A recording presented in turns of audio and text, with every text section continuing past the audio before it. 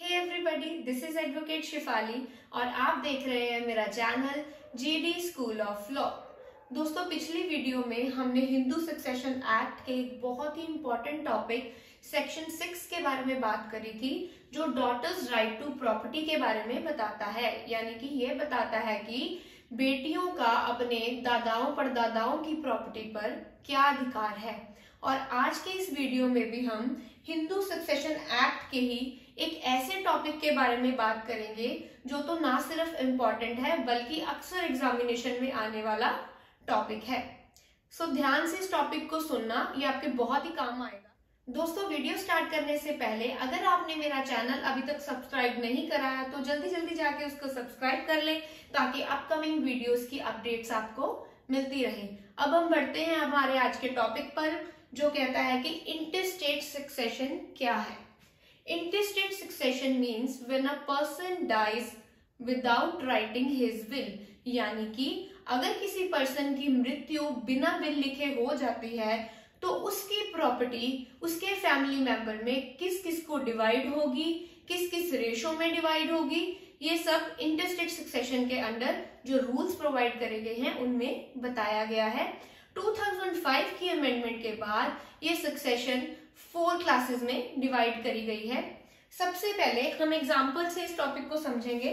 Suppose ए एक person है जिसकी डेथ हो गई है पर उसने विल नहीं लिखी थी, तो अब क्वेश्चन ये राइज होता है कि उसकी डेथ होने के बाद उसकी प्रॉपर्टी किन किन पर्सन्स में डिवाइड होगी। तो ए अगर पर्सन है, उसकी डेथ हो गई है, तो सबसे पहले उसकी प्रॉपर्टी जाएगी क्लास 1 हेयर्स को। अगर क्लास 1 हेयर्स में कोई नहीं है तो उसकी प्रॉपर्टी जाएगी क्लास 2 हेयर्स को। अगर क्लास 2 हेयर्स में भी कोई जिंदा नहीं है तो उसकी प्रॉपर्टी जाएगी एग्नेट्स को। और अगर कोई एग्नेट भी जिंदा नहीं है तो उसकी प्रॉपर्टी जाएगी कॉग्नेट्स को। दोस्तों, आज के हम इस वीडियो में क्लास 1 हेयर्स के बारे में बात करेंगे और हमारी अगली वीडियो में हम क्लास 2 हेयर्स क्या है, एग्नेट्स कौन होते हैं, इनमें प्रॉपर्टी कैसे बनती है, कॉग्नेट्स कौन होते हैं, इनमें प्रॉपर्टी किस रेशो में बनती है, इसके बारे में डिस्कस करेंगे। यानी कि हम इस वीडियो को 2 पार्ट्स में समझेंगे। आज के इस पार्ट में हम क्लास 1 हेयर्स के बारे में अच्छे से जानेंगे और नेक्स्ट पार्ट में हम ये तीनों क्लासेस के बारे में डिटेल में स्टडी करेंगे।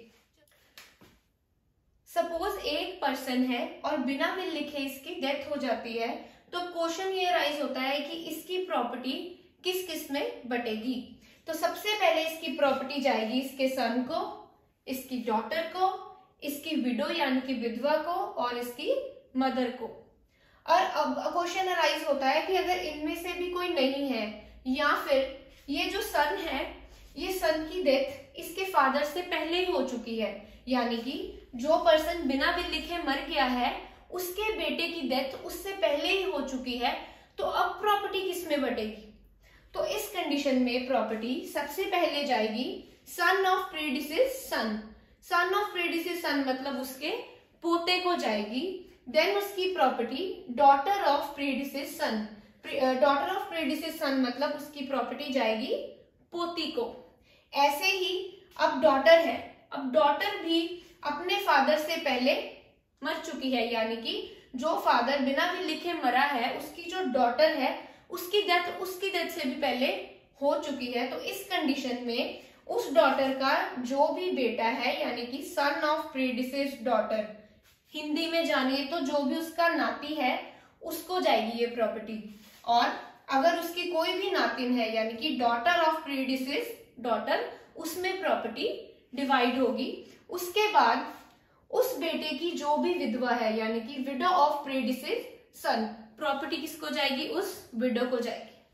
अब उसके बाद क्वेश्चन ये राइज होता है कि सपोज ये सन की भी डेथ हो गई, और अगर ये सन की भी डेथ हो गई तो अब प्रॉपर्टी किस में जाएगी। सबसे पहले अगर इसकी डेथ हो जाती है तो प्रॉपर्टी जाएगी इसके बेटे को आगे, यानी कि सन ऑफ प्रीडिसेस सन, यानी कि उसका पड़पोता। ये बेटा उसका क्या लगा, पड़पोता।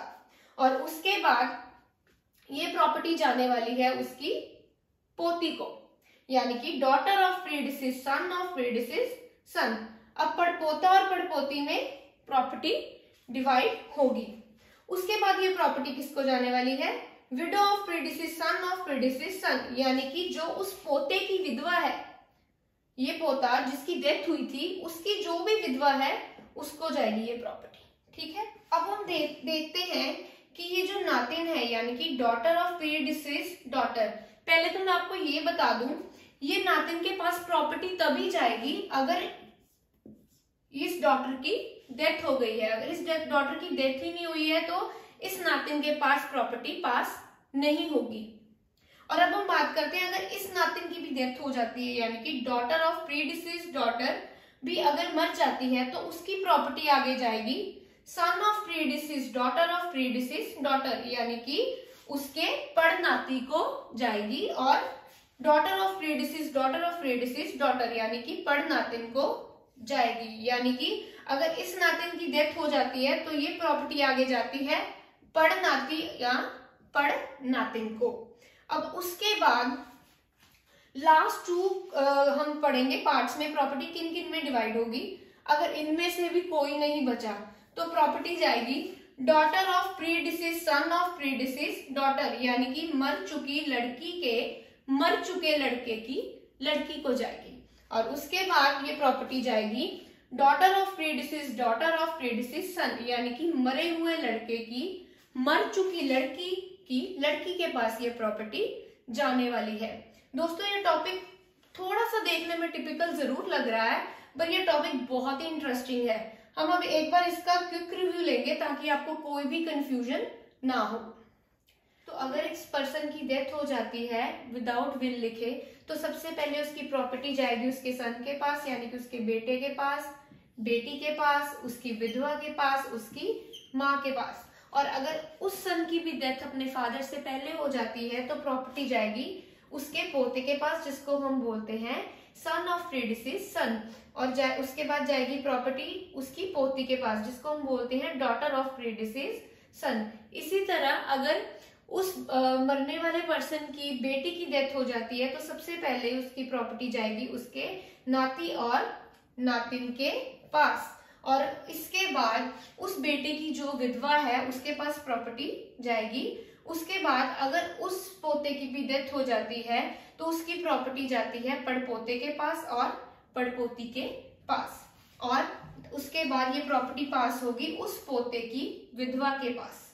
अब बात करते हैं, अगर उस डॉटर की भी डेथ हो जाती है तो अब प्रॉपर्टी किसके पास जाएगी? अगर नातिन की भी डेथ हो गई तो आगे प्रॉपर्टी नातिन से किसको पास होगी? पड़नाती के पास और पड़नातिन के पास।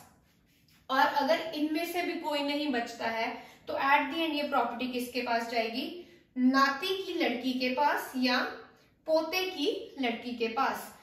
Daughter of predeceased son of predeceased daughter, जिसका मतलब है नाती की लड़की। प्रीडिसीज डॉटर मतलब मर चुकी नाती की लड़की, प्रीडिसीज सन मतलब मर चुके लड़के की पोते की लड़की। सो दोस्तों यही थे क्लास 1 हेयर्स जिसमें प्रॉपर्टी डिवाइड होती है। दोस्तों क्लास 1 हेयर्स के बारे में कोई भी आपकी क्वेरी है तो आप कमेंट बॉक्स में मुझे जरूर पूछ सकते हैं। I will definitely answer you shortly, ताकि आपको इस टॉपिक के रिगार्डिंग कोई भी कंफ्यूजन ना रह जाए। तो आज के टॉपिक में हमने पढ़ा था क्लास 1 हेयर्स के बारे में। अब अपने नेक्स्ट पार्ट में क्लास 2 हेयर्स क्या होते हैं, इनमें प्रॉपर्टी कैसे बनती है, एग्नेट्स एंड कॉग्नेट्स क्या होते हैं, इनमें प्रॉपर्टी की डिवीजन कैसे होती है, इसके बारे में डिटेल में स्टडी करेंगे। इसके साथ ही आपका इंटरस्टेट सक्सेशन कंप्लीट हो जाएगा। और इसी के साथ ही मेरा ये लेक्चर कंप्लीट होता है। मैं शिफाली आपसे अलविदा लेने से पहले आपको याद करा दूं कि अगर आपको मेरा वीडियो अच्छा लगा हो तो उसको लाइक, शेयर एंड सब्सक्राइब करना बिल्कुल मत भूलिएगा। क्या है ना दोस्तों, ये एक मोटिवेशन हो जाती है हम जैसे लोगों के लिए, और हम आपके लिए और वीडियोस लाते रहेंगे। इस मोटिवेशन को पाकर ही ये पॉसिबल है। So thank you so much friends, मिलते हैं नेक्स्ट वीडियो में।